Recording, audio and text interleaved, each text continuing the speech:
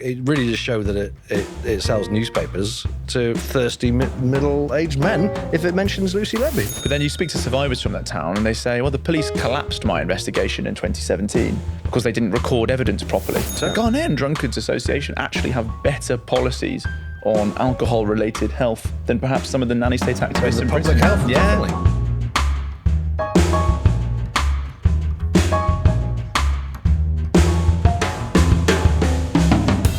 Hello and welcome back to Last Orders. I'm Tom Slater, editor of Spiked, joined as I am in every single episode Without fail. by my co-host Chris Snowdon. How you doing, Chris? Not bad. We should say we're enjoying these lovely pints of Guinness in these lovely Last Orders pint glasses. So thank you very much to listener Ellen for sending them in. They're absolutely beautiful. Superb. Well, thank you very much, Ellen. That is absolutely a treat. And also a treat is we're joined today by the one and only Charlie Peters, known to many of you, I'm sure, as GB News national reporter, presenter. Award-winning, Trick Award winner, and former Spiked intern, most importantly. Where it all started. How are you doing, Charlie? I'm very well, thanks for having me. Congratulations on the win. Cheers, mate. And Well thanks, deserved. and thanks for Spiked for pointing out that I was a former Spiked intern as well online. So that I'm sure a little bit of PR for your lot to say, please sign up for the internship when it swings around. You may go to great heights as a GB News reporter. You might also get to meet Ainsley Harriott. What a treat. Oh, that was madness, because he's hosting each award gets its own host, right? There's an overall host who is Dan Walker, who's actually, I was up against him for the award, which is a bit awkward, but Ainsley Harriott comes on stage, and you know he did that thing on ITV where ages ago he walked into someone's house called Jill and surprised her, said he was going to do some concert, and went, sizzle, sizzle, sizzle, and he came up on stage and said that. And amazing. At this point, I'd been told by the press association that I'd won, because it was embargoed on their copy. So I knew I was about to win it. And then I just thought, oh gosh, this is going to be a very sudden and sharp change of tone from sizzle, sizzle, sizzle to thank you to the survivors of grooming gangs who've engaged with me for this work. So a little bit of a handbrake turn there. And then unfortunately, in all the photos afterwards, and Ainsley and I, due to, I suppose, a height difference, he looks a little bit like he's cupping my bollocks. He didn't, to be clear. No, he wasn't. No, there was no groping whatsoever, which is a tremendous relief for my first big award show. But it was great fun. I loved it. Excellent. Well, congratulations again. We're going to talk a little bit about the issue that led you to make so many waves and to win that award a little bit later. But Chris, shall we start off with kind of bringing forward Lucy Letby Corner, making it the main event today? Because there's been a hell of a lot. I've been trying to do this since day one. No, exactly. The slow transformation of this into a anti-Letbyist podcast. True crime podcast, basically, isn't it now? That's where the money is, true crime podcast. No, absolutely. Although mostly the podcasts are people saying this person is innocent. Whereas Charlie on this show, Spiked being a contrarian magazine, obviously, we say that she is guilty, very guilty. And Tom thinks she should be hanged. Famously the house position. Told you that in confidence. Lucy Letby Corner. There's been a lot that's happened, Chris. Should we start with Dowie Evans, if I'm pronouncing that correctly? This Dowie is Evans, the kind of that's right. expert witness who was at the core of her original trials, the convictions. He's also become the subject of a lot of controversy because obviously there's a lot of Letbyists who have been trying to rip apart his claims that he made in court.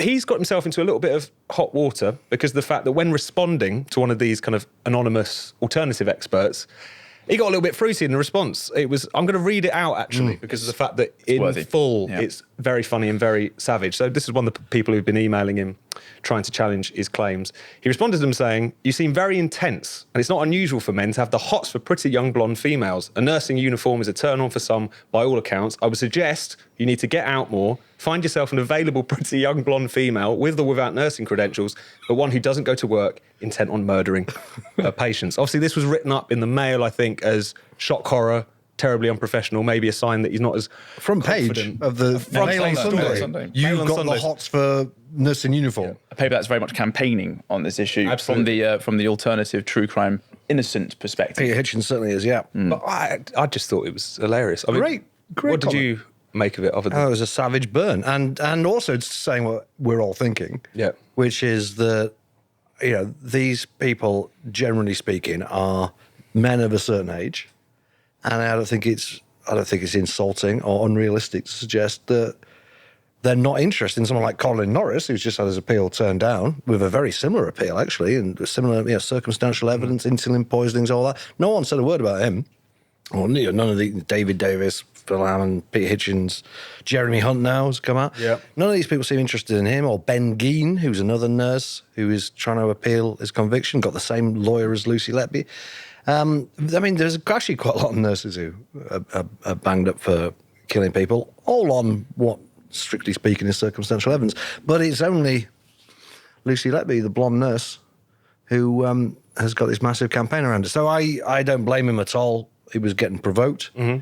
And there was so much pearl clutching about it from people, including a Mail on Sunday. I mean, really, what's he said? He's just winding this person up a little bit with a bit of a maybe slight truth bomb in there. And you got Phil Hammond from the Private Eye going, "Oh, this is outrageous. How can you speak to someone like this?"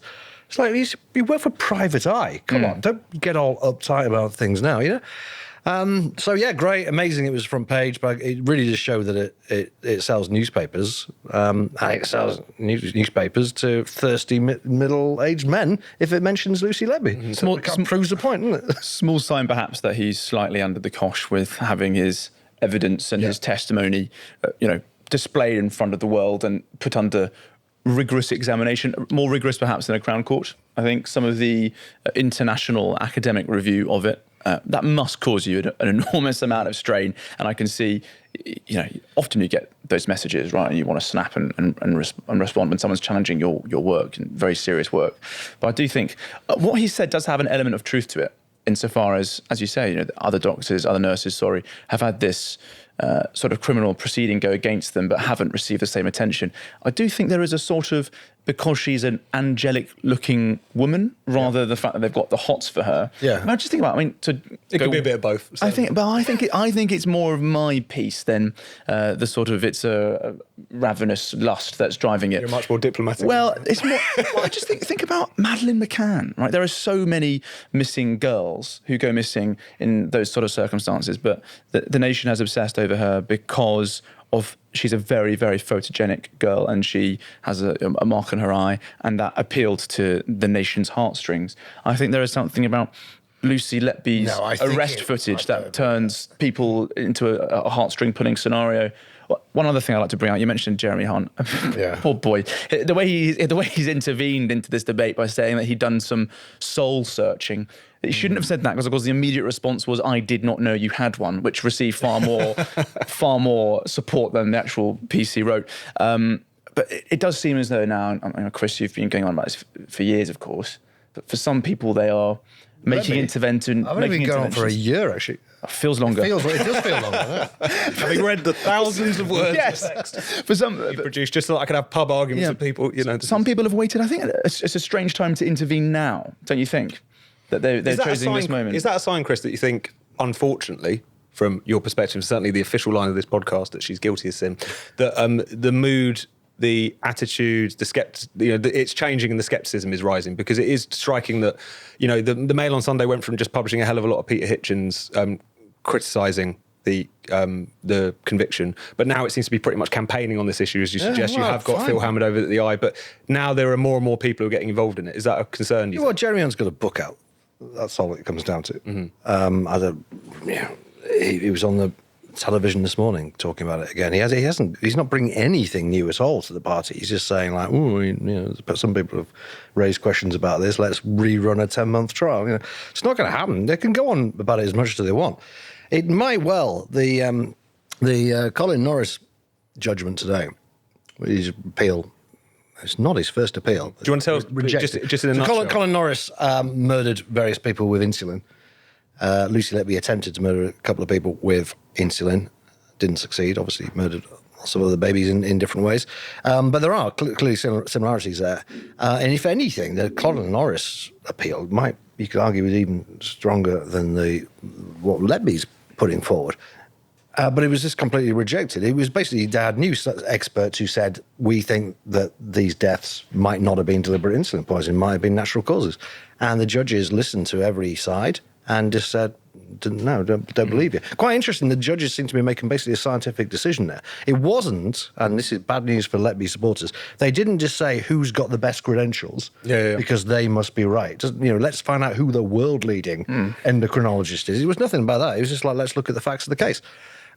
So The fact that the CCRC, Criminal Cases Review Commission, did hand that over to the appeal court on the basis that, and the only basis that they have, which is we think that there's a chance that the appeal court might overturn the verdicts, that makes me think that actually maybe they will push through the Letby case because of the similarities.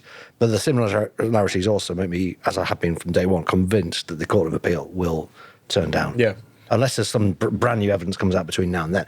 Yeah. I don't think she's got a chance of getting out of prison, and I'll happily put money on it. But that's a long wait, isn't it, for the CCRC to take that assessment? And in the meantime, because there is this sort of absence of finality amid all these reviews and further testimony and evidence and assessments coming forward, we are going to get these slightly strange interventions from people in the media issuing their take on the situation. And because, as I said, there's that absence of judgment now, it's getting a little bit pathetic in terms of what people are saying about this whole discussion. We saw Peter Hitchens complaining about the BBC describing her as a serial child killer rather than just making no reference to the controversy. Or you haven't engaged with the full range. You haven't.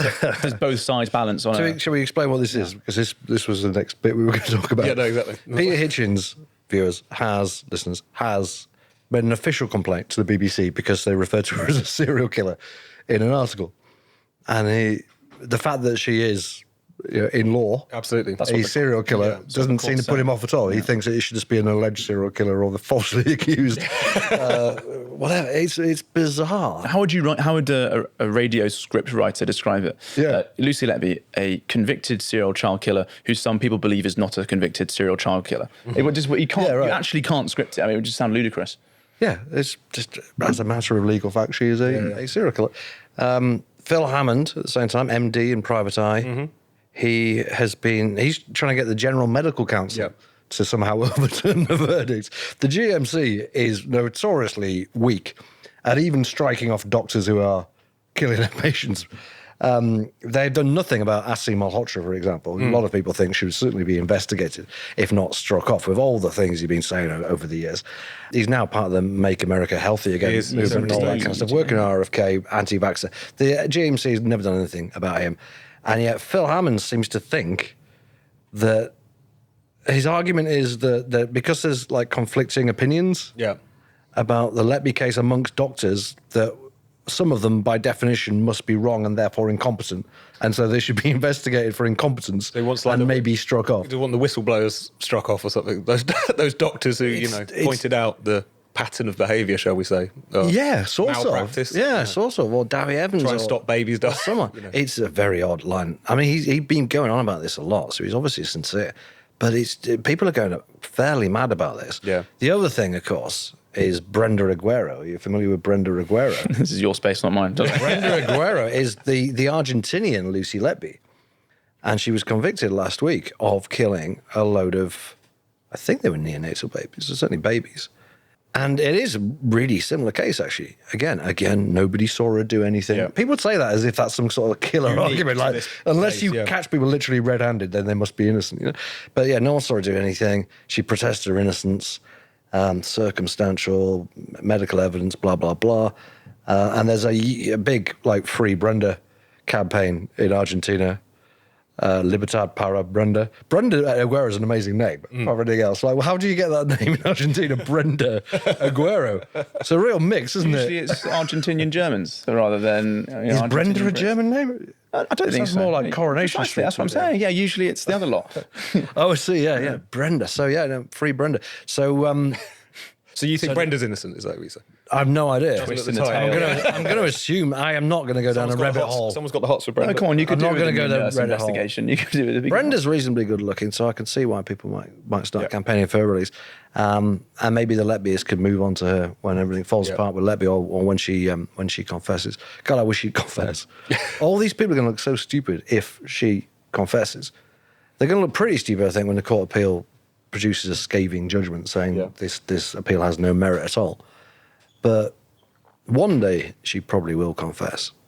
And a lot of people are going to look very silly then. Maybe they just won't believe the confession. Yeah. Let's say she'd been broken by years in prison. There will always be an excuse. But that's the problem with something which has, without casting too many aspersions on people, it has the energy of a conspiracy theory at this point, which means it will never really die. It will keep spreading. Well, it is literally, this is the thing I wrote. Interest in it This is what I said in my critic article, folks, on newsstands now, my longish read about Lucy Letby. I said these people don't like being called conspiracy theorists, but Letby's own defence was a conspiracy theory. She alleged there was a conspiracy of 4 consultants to scapegoat her for deaths that they either were negligent for or somehow caused. That is a conspiracy theory, right? And that is what her defenders believe. And you often know so little about the case that they don't realise that was Letby's actual defence. Yeah.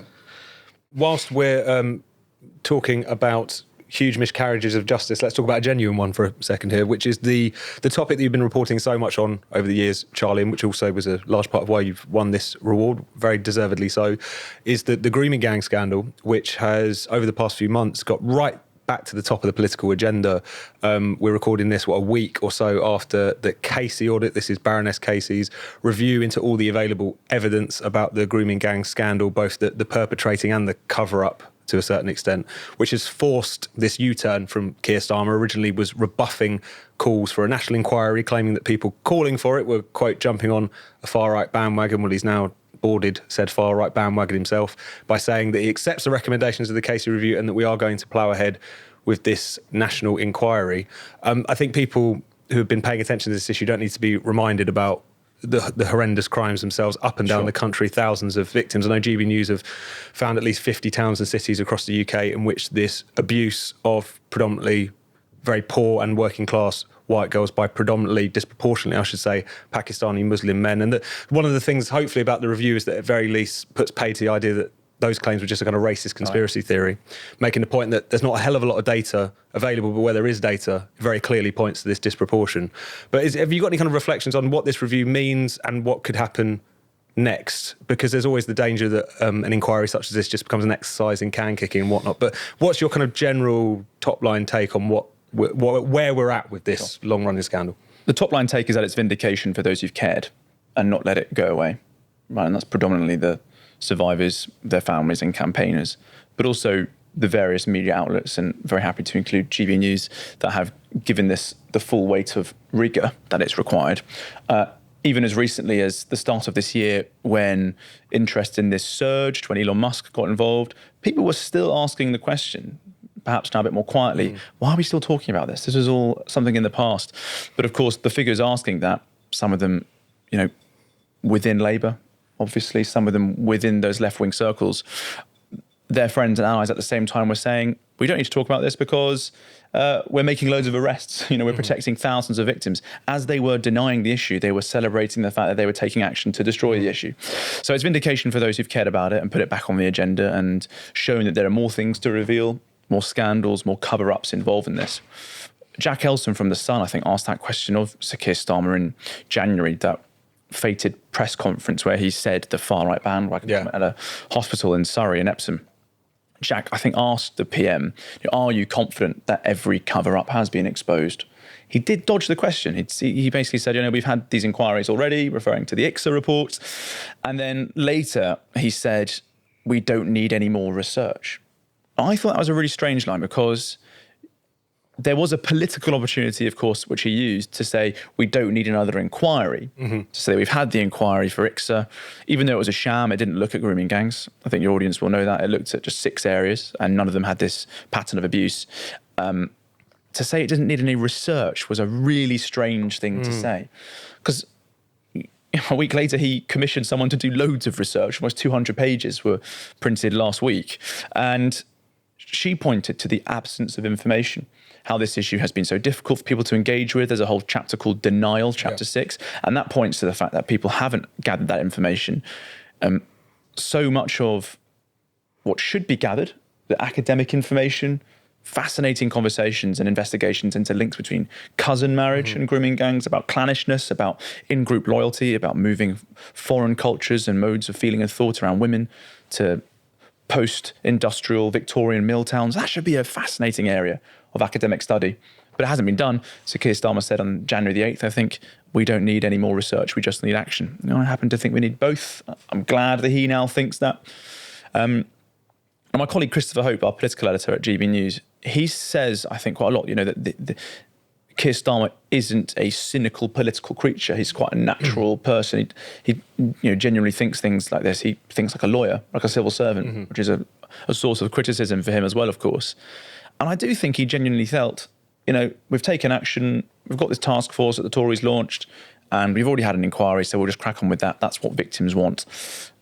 But actually, there's obviously loads more to do. And I think what Casey's report has exposed is how much the state and the system has relied on a racial myth, basically, to stop people from getting involved with this. They've relied on that 2020 Home Office report that said that, most abusers must be white because we haven't got the data and therefore we just assume it is, which was fashioned up by The Guardian in an op-ed and then used to beat everyone on the head for years, including our own coverage.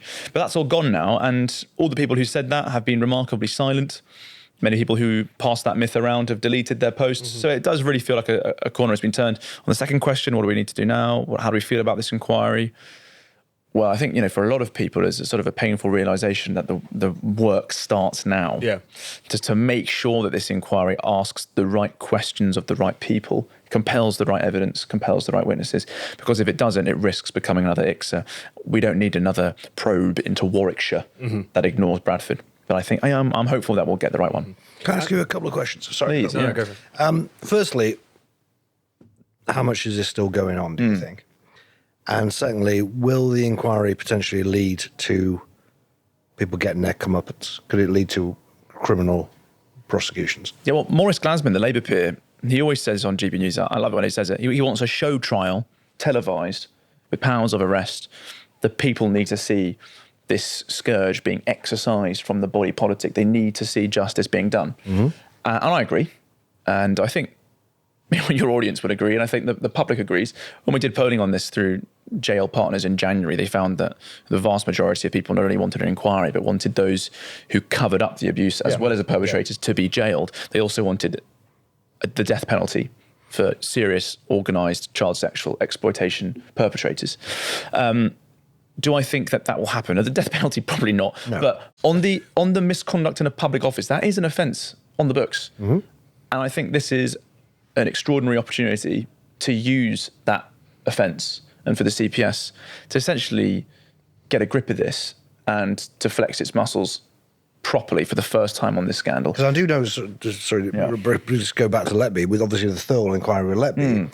Lady Thirlwall apparently will be sending out letters to people, and there are strong rumours that there will be criminal prosecutions, possibly corporate manslaughter charges, that kind of thing.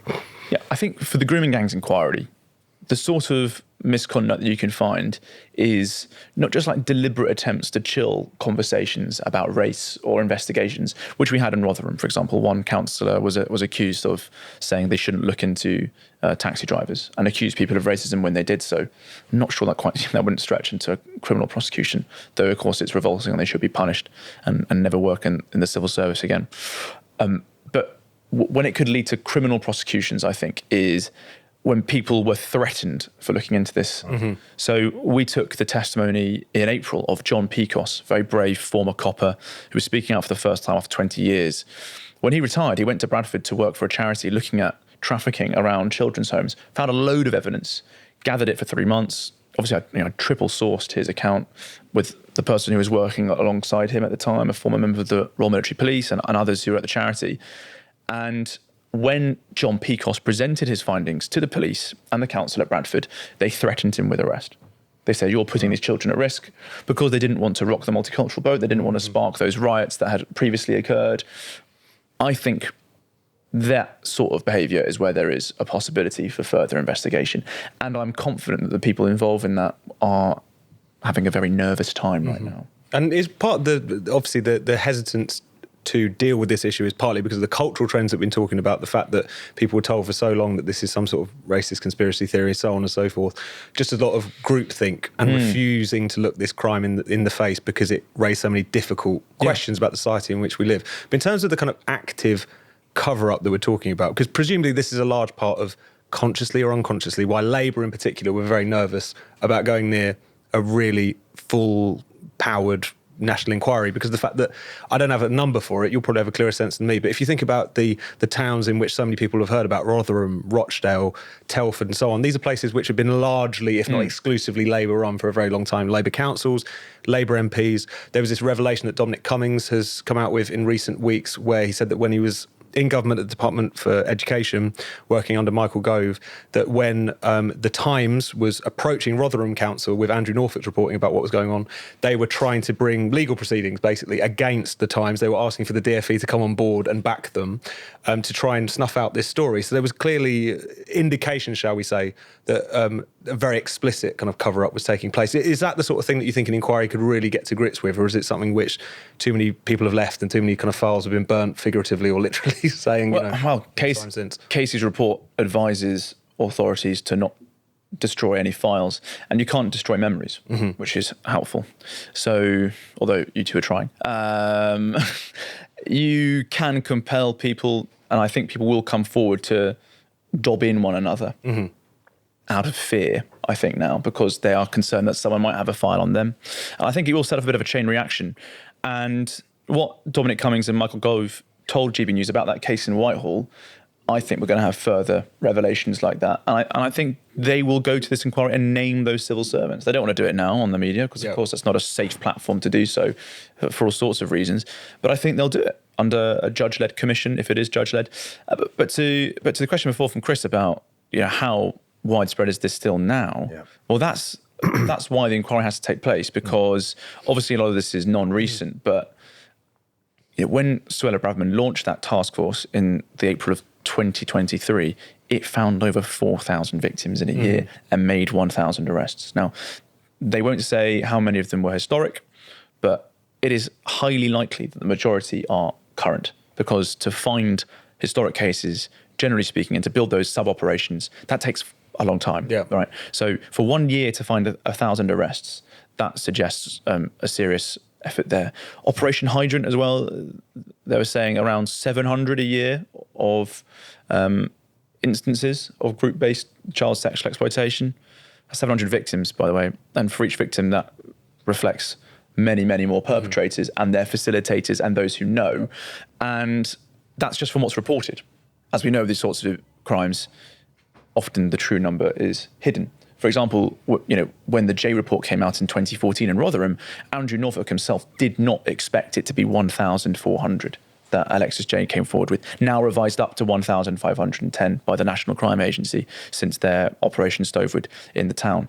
So I do expect that to grow. One of the government announcements since this inquiry came to light was they also want the National Crime Agency, Britain's FBI, to lead a new sort of national effort looking into this. One of the things that we demanded in our documentary 2 years ago, because a big problem we've got, right, is that the local police are just insufficiently interested in dealing with the local crisis, right? This has been a consistent crisis, I think, for many towns. Why is that, sorry? Well, often they have the wrong attitudes towards the children. They're very, very serious crimes. They're very, very serious crimes, but they don't necessarily feel the same way. They adultify these children, who they see as sort of wayward, or 10 to 16 years old. They see it as they're essentially consenting. A lot of these places, I think... 10 to 16 years old, they think they're consenting. They do. They generally think that phrase child prostitutes comes up time and again. Just sort of seeing them as they're drug-addled, they've got themselves into trouble. That's like a recurring thing for all these local reports. It was in reporting in the early 2000s, but you still hear it from figureheads quite recently. I'm not going to name any names, but people will know who I'm referring to if they've watched sort of speeches being made in the Oxford Union where they refer to child prostitution. It's insane. And more disturbingly, Chris, I think one of the bigger problems is it's not just that they have these negative attitudes. There are issues of corruption and collusion. Yeah. So we know there are cases of South Yorkshire Police where abusers were being reported by victims in a police station and the abusers found out. And they would text the girl, I know you're there. I have your brother or your sister. I'm going to break his legs. I'm going to do her next if you continue this report. Now, there is no way that person would have received that text unless a police officer told them. The IOPC, the police watchdog investigation into South Yorkshire Police, found dozens of cases of gross misconduct, but the most stern punishment was a written warning. Nobody lost their jobs, nobody was sacked. 2 whistleblowers from the IOPC have recently come forward in an amazing piece of Channel 4 at the start of the year, saying that they were told, look down, not up. So this is leadership, right, in local areas. They just don't want their patch to be dirtied with this with this crime. So I quite like it when, say, a Mancunian copper goes to South Yorkshire, or when you get a Geordie to come down and investigate London, because they're not tainted with the same level of local links and network analysis. I think that really matters. So as recently as last week, I was in Newcastle reporting on live intelligence of grooming gangs going on there, shared with us by a local activist there. So we saw correspondence from a chief inspector telling this person, we know about this, we're acting on it, we're taking it very seriously. But then you speak to survivors from that town and they say, well, the police collapsed my investigation in 2017 because they didn't record evidence properly. Billy Basics policing errors. How on earth can they continue to do this? Continue to do this sort of work? You know, I know one officer who collapsed a case in 2017 who is still involved in this sort of stuff now. And that's why I said, please bring the NCA up here. So I think further information will come to light. So this could be a massive house of cards. If the inquiry is really thorough, you could be looking at a huge number of arrests of police officers, potentially. Absolutely. And I think considering how a lot of this abuse obviously is from 2 decades ago, or the last decade, officers who were detective sergeants or constables then, they're not. They're going to be quite high up now. Some of them aren't at that rank anymore. And I think, there'll be a bit more nervousness in those quarters as well. What were you doing in Rotherham in 2007 if you're now working elsewhere? Yeah, and you know, I've got my own testimony to work through, and I hope we can bring it forward to the inquiry at some point as well. But there are names to name, and we'll get there. But journalism, slow is smooth, smooth is fast, and we'll get it right. Absolutely. And before we move on, it feels kind of premature, or maybe overly optimistic, given everything that's happened, to ask, do you think justice is going to be done now, or whatever? But just more practically, what do you think people who are concerned about this, what should they look out for next? Where's this discussion next, the inquiry, what have you? What do you think the next stage is going to be? What should people be looking out for? I'm terrified about the terms of reference. I'm very nervous at the terms of reference. I think we're going to see a campaign coming soon from politicians of all backgrounds, basically coming forward and presenting their own recommendations for it. We've already seen politicians shifting what they think should happen in the first few days after it was launched and announced. I mean, the Tories have now started saying they think Whitehall should be included. Quite soon after, I asked Chris Philp and Kay Badenoch if they thought Westminster should be part of this inquiry. And they sort of fudged it. And the next day they thought, we missed the trick there. Of course it should be. And now they're saying it should be. Because the recommendation is for a series of local inquiries to feed into a national inquiry. And of course, Westminster isn't a town. Could it be skipped out? Will they just do a Bradford and an isolated case? Will they get this whole national picture? So terms of reference has to look at Whitehall, but it also needs to look at the way this isn't isolated towns and cities with local inquiries needed. This is an organised crime interlinking effort, linking those 50 different towns and cities. We have revealed this year for the first time some of those trafficking links between abusers, how many of them are related. They are crime families a lot of the time. They aren't low-level, unsophisticated mates coming together to commit horrendous acts. They're clans who are linked by drug running or gun running, who then commit this heinous and barbaric torture on white girls as a sort of a side gig, another moneymaker. So that has to be captured in this investigation, or it'll be another missed opportunity. Well, we will continue to watch your reporting, which has been brilliant throughout, with much interest, because there's still so much to do. As you suggest, it's almost just the beginning of all of this. Absolutely.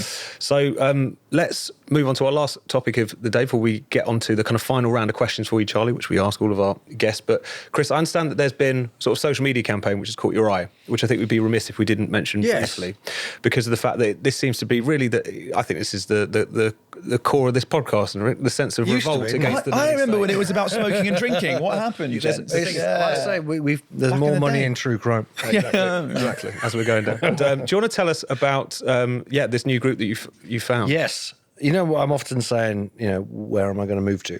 Yeah. I think I found the place. Drum roll, please. Ghana.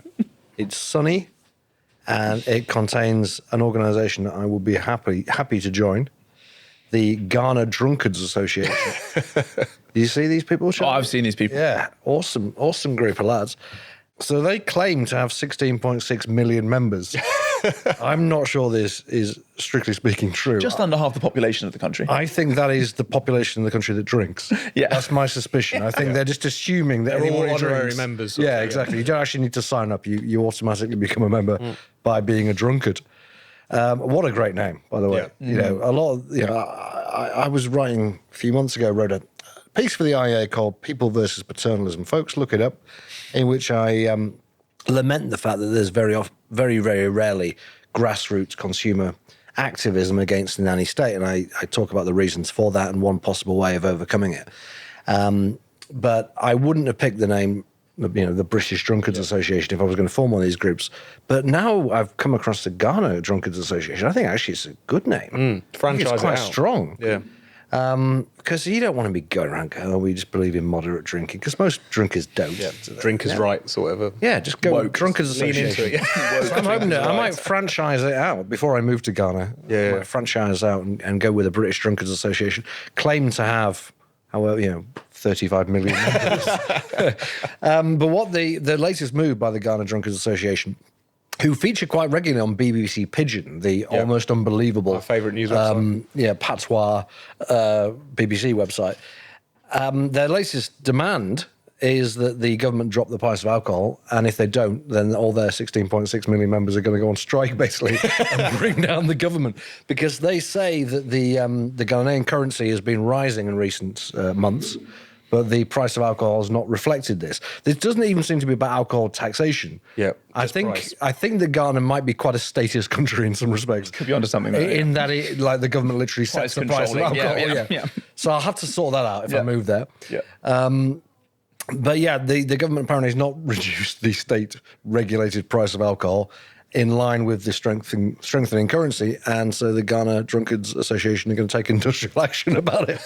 But that's a legitimate policy demand with a good policy demand. with health outcomes that would be beneficial for Ghanaians. Yes, as your work has regularly shown, when you increase alcohol pricing through deliberate state powers, often the number of alcohol-related deaths go up because ordinary drinkers take the hit, but people who drink because they can't help but drink will just end up paying more and more and have less money for other things that might benefit their lives. Indeed so. The Ghanaian Drunkards Association actually have better policies on alcohol-related health than perhaps some of the nanny state activists the in public Britain. health, definitely. Definitely Bring 'em better over. public health. Would you join the British Drunkards Society? I should say he's drinking water. You don't need to. Shameful. because I have been a signed-up member in the last couple of days and I'm on my last legs. But I mean, as you were referring to sort of all the sort of delicate policy work that goes on around this stuff, and that people do stakeholder engagement and they're very careful about triangulation and saying the right thing to the right person, it doesn't necessarily work. I think if you're forthright with your views, and you're direct and clear, Go big or go home. Yeah, you're more likely to win people over. I really do think that, actually. There's so much sort of smoke and mirrors and shadowy efforts with policy proposals. Just come out and say, look, fellas, I like a drink, and I've got 16 million drunkards behind me. I think that's way more compelling than... I did see a letter from the Ghana Drunkards Association to the government from a previous campaign in which they said that they wanted to... advance and promote responsible drinking. Not very I don't think you've got the right. Yeah. You haven't really got the right name. No, if you're going to. I take back everything I said. They are taking the shadowy method. They're taking the careful stuff. Let somebody else do that. Yeah. The drunkards should be looking after the drunkards. Yeah. You wouldn't be like the Ghana Skaghead, association. But we want to promote responsible drug taking. Have you seen their really posters as well? No, I haven't. They've got blokes drinking Magnums, like tipping them back. There's no attempt to sort of... That's amazing. It looks like a great country. If any viewers, listeners, live in members. Ghana, or have even been there, That's a significant diaspora let me in know, Britain, because right? I am So- genuinely in the market, for, as you know, for getting out of this hellhole. And I think Ghana really could be the place. I've on a heard couple good of things flights. about it. The drunkards lobbyists. Yeah, Get us out there. Check it out. Is it by the sea? Do West you know? Coast, isn't it? West Coast. Is it landlocked, or is it Said by it on the a sea? podcast now, so I hope I'm not wrong. Yeah.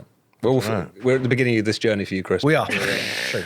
We'll look into it. But please let us know in the comments. Imagine a Last Orders podcast Yes. in Ghana featuring the With the drunkards. drunkards. Honestly, You can come and visit me every 2 weeks, and we have to come to Canary Wharf. Probably be easier transport-wise. But Charlie, before we let you go, we always ask our guests a particular question, because we're a very libertarian anti-ban podcast. If you had to have one ban, what would it be? There's also another question which we're going to spring on you as well. But just while you think, this, of course, is the question we ask all of our guests. Chris, have you got any ones that you want to chuck in the mix while Charlie is thinking here? Any other things that you want to crack down on? Things to ban. Yeah. The lift network in your building. Okay, this every time. That's a bit too niche. It's a you problem, I think, rather No, it's not. It doesn't work properly. It's ridiculous. I manage. I won't go into it. It's bad enough complaining about the Canary Wharf transport issues. You came in at the Elizabeth line, didn't you? Yeah. Did you get confused when you got there? Done this before, and Done it before? I couldn't remember the route. Did you get confused? He's come in maybe once or twice before. Don't you think? Fine. You're here every 2 weeks. Don't you think that the Canary Wharf tube station should be just one tube station? Not two completely different tube multiple stations. entrances for multiple lines, because it separates the men from the boys. Not. No offence to them. They're not multiple entrances. They're two completely different tube stations. Yeah. That's the thing. It's not like Victoria No, but you also get Station confused by having the Cardinal, entrances, though. whatever it's called. You also get Regret confused asking by this the question entrances. But let's go back to the ban, because we can argue the anything toss you want. over. Well, you've been No, on. it is tube related. It is Yeah, tube go on, related. lay on. They're all public transport. You are a dictator. I have started telling people on the tube who've got backpacks on, Yes. please take your backpack off. Have you? And in God's work. I love intervening. It's so fun. Do they do it? Gives me an enormous sense of self-satisfaction. Because, you've seen these things recently, people scrubbing out paint on the tube and everyone's getting involved now. So I've got to do my bit. And I think there It should didn't be... happen if you didn't film yourself doing it. Precisely, a little set. Hi, mate, could you take that bag off? I think there's got to be some mechanic we can have where people who have it on, and it's packed and you're like sardines and it's sweaty and it's the Northern Line, it's horrendous. There's some sort of like laser from the top that just zips so the straps fall off and it goes and it hits the floor. Yeah, like it. Possibly a bit of a technological jump to make that. But I'd chin them off massively. And I would also ban people who stand on the left. I know it's an extremely normie point, but I've had a few run-ins recently where I've had to shout down and then someone's turned around and been like, oh, you've only saved 20 seconds. I think, do you not have a job? 20 seconds is like loads of time. That makes a big difference. So yeah, It all adds up. So that was more of Is that a what they rant say? than a ban. They actually but complain that you someone are did- trying to get somewhere more quickly than that. Someone on the way here complained about me asking to come down, and he was scruffy as well. For God's sake. He looked like the sort of person to complain about. This is why we need to go to Ghana. I've snapped. Yeah, I need the Now, drunkards. the other thing is, Charlie, I don't know if Tom tips you off about this question. We're soft launching a new question. I hadn't actually Soft thought launch about a new this. one. Now, I'll let Chris introduce it because it's his brainchild, so I want to... well, I was complaining in the last episode that Doesn't sound like you, Chris. that people. Well, it was more an observation than a complaint. Yeah. I suppose a bit of both, really. I've noticed. I don't know if you've noticed this, Charlie, but when I go to a Pelican Crossing these days, quite frequently, there will be one or more people stood there and they haven't pushed a button, and I have to push a button in order to operate the Pelican Crossing. And I think this is a post-COVID thing. I think this is one of many examples of people losing all kind of agency and initiative. But I also thought the other day, and this is related, I don't go to that many gigs, but the gigs I've been to, I've noticed people aren't calling for encores anymore. Have you noticed this? Do you go to many gigs? I went to Carly Rae Jepsen where I happily didn't make a call for an encore. Because So it was quite a I poor wanted gig. to go home. I had sciatica and I was drunk. But I was in pain. Was there an encore? No. There wasn't? No. See, I've noticed this at a handful of gigs I've been to, again, since COVID, that no one even attempts to ask for an encore, when it's very obvious that there will be an encore if you ask for it. Even a smattering of applause would probably get the band back on. They haven't played their biggest single or whatever. People aren't doing it, and I think for the same reason as they're not pushing the button at pedestrian crossings. The free rider issue. People since COVID expect other people to do things for them. So that's my theory, and my... another theory I have is that everyone has at least one theory, which is quite quirky and interesting. So I wondered if you have any theories. Have I got any theories? Do you have any theories? Yeah.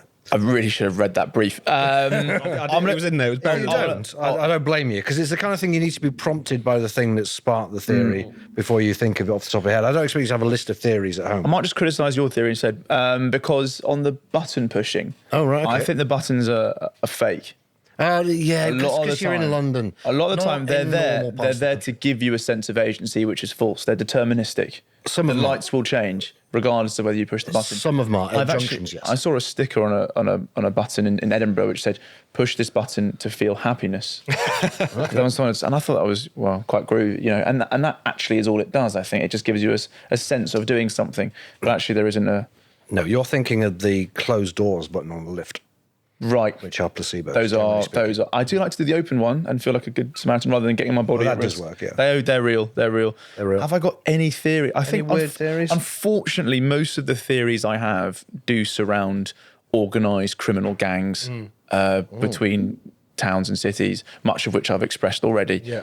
It's not quite the light-hearted. It's end to the not show we're really what you're looking for, is it? So I want to pick apart Chris's encore stories because I haven't noticed this. But maybe, Chris, it's the sort of show that you're going to at your particular time of life. You know, you're going to watch the kind of Barry Manilow tribute act down at your local place. You know, exactly. They can't actually get up for the encore, let alone, you know, actually call for one. Could that be something to do with it?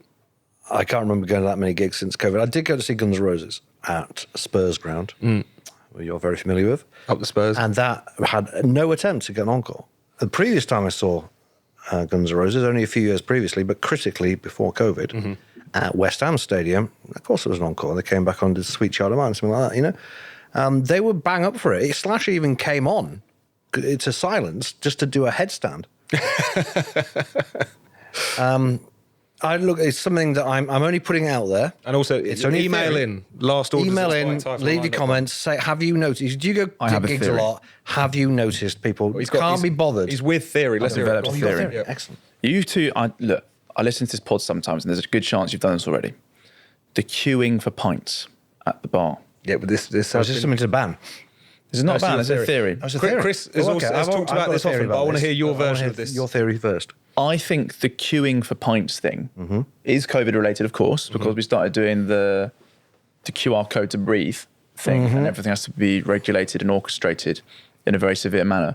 But since that's all gone, I think that people are terrified of not being picked, and they've got a nervousness about going up to the bar, and they have a sense of shame that they're not going to be next when when the barman is walking up and down patrolling his stretch, that they won't be there. It's not about just falling into the conformity of the queue. They like the queue because there's a certainty about when their turn is up, and they are terrified of the deeply emasculating experience of standing there and never being selected for the pint, of some girl running over and getting a pick, or someone with a more authoritative hand over. This is why I'm particularly annoyed by the queuing at pubs, because the fact that I've got a really unfair, unnatural advantage. So I can always just get in there, swoop, and pour your own pint, and then make a quick getaway for everyone. We slapped on the way out. A different theory, which I explained only a few weeks ago on this podcast, which is it's American tourists. And I saw this with my own eyes. I won't go into it again because I've already done it. But I saw it with my own eyes in a pub in London only a few weeks ago. I knew they were American because they were very loud. One of them came over. There's only one person at the bar. They stood behind that person, and other idiots started queuing behind them.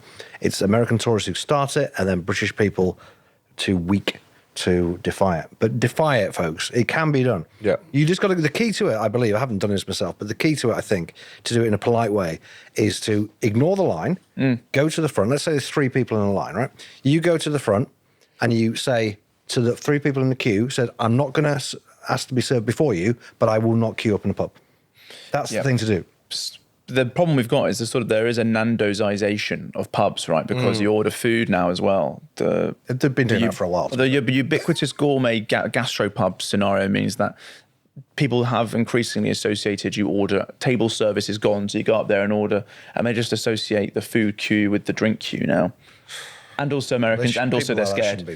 All these theories come together. I think so. But at least we got the solution there, which is the solution to graffiti, fare dodging. It's a form of vigilantism. So go there, break that queue, film yourself doing it, send it to Robert Jenrick, and we'll sort this out. It's benign vigilantism. We need more of it. Yeah, here's to that. Chris, Charlie, thank you very much. Pleasure. Thank you. I hope you enjoyed that episode of Last Orders. If you're watching this on YouTube, make sure you subscribe and click the bell so that you never miss another Spiked video. If you're listening to this on your podcast app, make sure you subscribe there and leave us a glowing 5-star review. And if you'd like to get in touch with your questions or band suggestions, email us at lastorders@spiked-online.com.